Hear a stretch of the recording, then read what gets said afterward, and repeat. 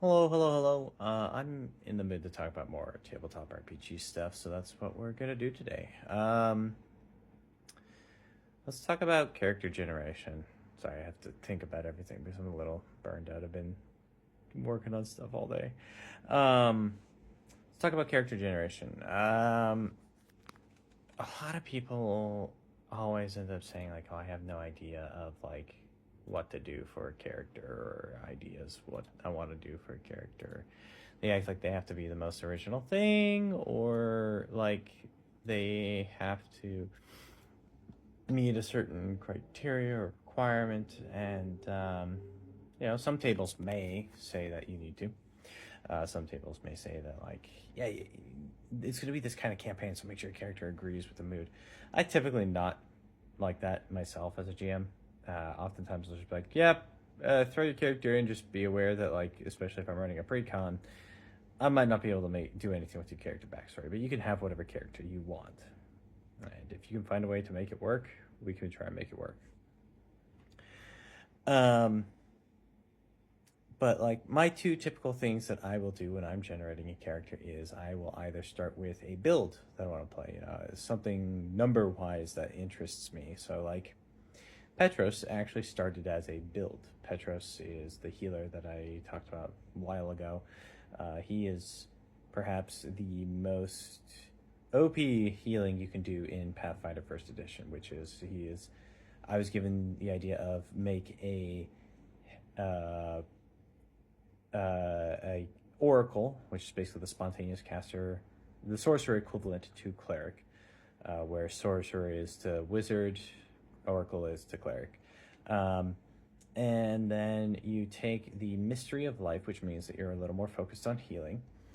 And then you take as a bonus feat heavy armor proficiency, so that you are really hard to hit.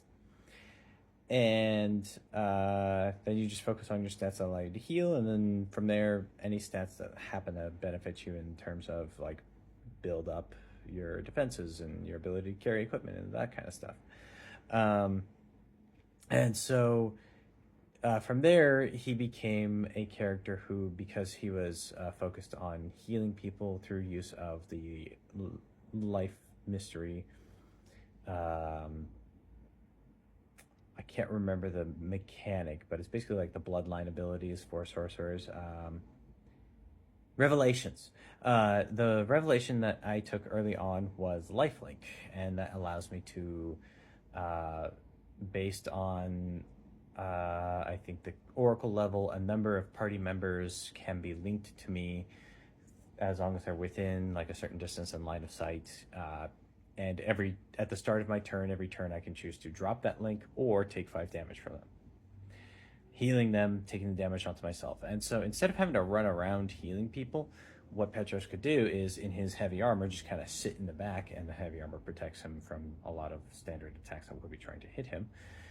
Stand in the back and just go, I cast Cure on myself.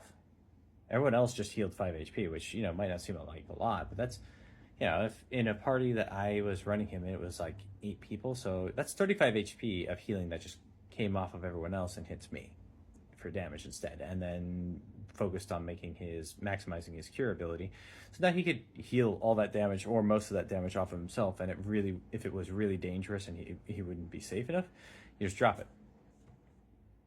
And so in order to make things a little more interesting, I was like, okay, well, this character shouldn't be allowed to wade into combat and hit things, because now he's going to be doing like a double duty kind of stuff of like, now I'm hitting really hard, I'm dealing a lot of damage, and I'm able to keep myself alive and my party alive without really too much effort and having to maneuver around the battlefield.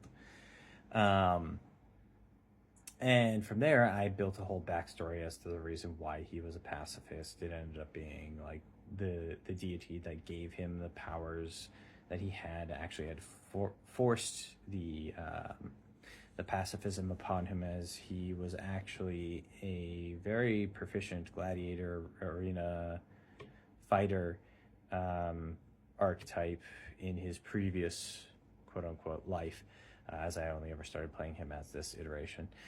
He had been a very proficient fighter, and he actually did it for the love of the fighting. He loved the violence and the power that he felt as he was, fighting these people and slaying them in the arena. And his whole thing was, as he was about to strike down the chosen of this god, they intervened and decided to take him from being a killer and force him into, for once, doing some good and healing and repairing damage instead. And that became Petrus. And from there, we just kind of worked on him a little bit, and he actually ended up like, I got a little fed up with the build and the fact that people kept being like, well, you don't fight, you don't hit things, you don't help in the combat. It's like, I'm keeping you alive. None of you have ever known what it's like to go below half health because of me. But, you know, and there, not all the players at the table were like that. There's just a couple who were like, kept trying to be like, we do so much more than you. Okay.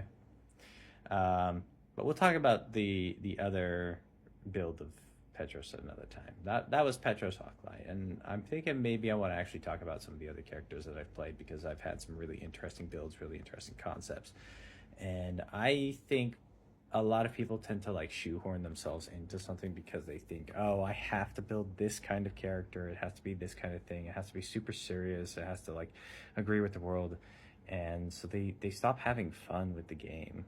And remember, a game that is no longer fun is a chore. But they stop having fun with the game because they feel like they're obligated to do something this way or that way, and like the character has to meet certain standards. And it's like, no, it's tabletop. We're trying to tell a story together. So let me know if you want to hear anything. I've got a few different characters that like are pretty interesting. I actually have a build that for a rogue that is very atypical.